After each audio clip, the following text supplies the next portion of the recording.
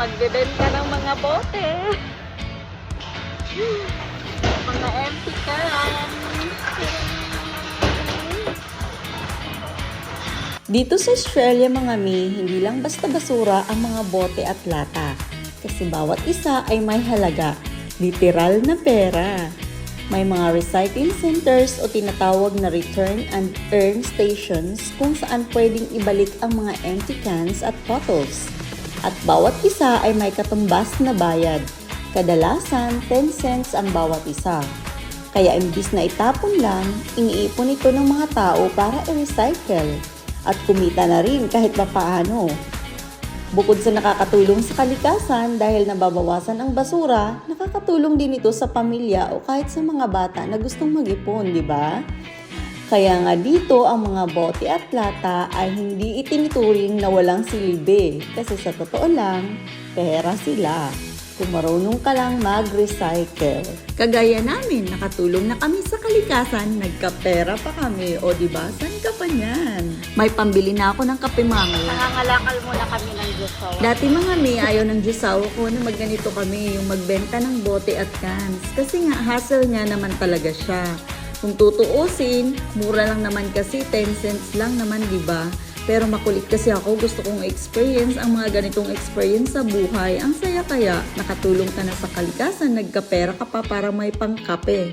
At dahil syempre, love na love ako ng Diyosawa ko, kaya sinuportahan niya ang aking mga kaitikan sa buhay. At kita naman mga nag-enjoy din siya dito. Nag-enjoy si Gary.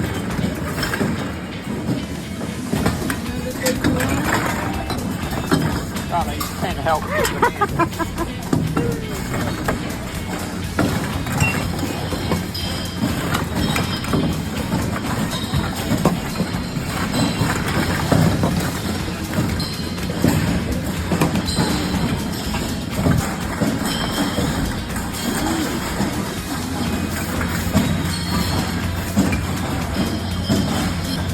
1930, that's all.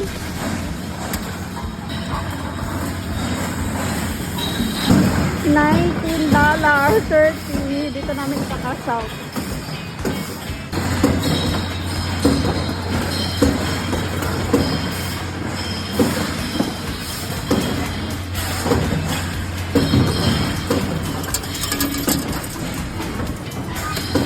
Yay! Meron na kaming $19 pangbili ng kape.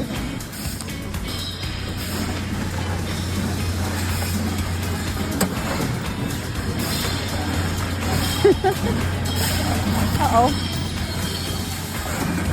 Ayan, may $19 na ako pambili ng kape.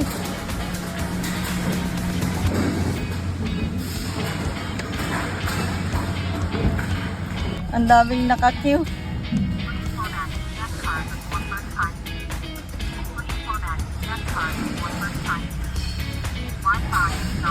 Many queue. And some people want to change the containers.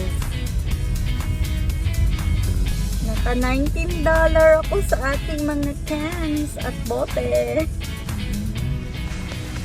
$19.30.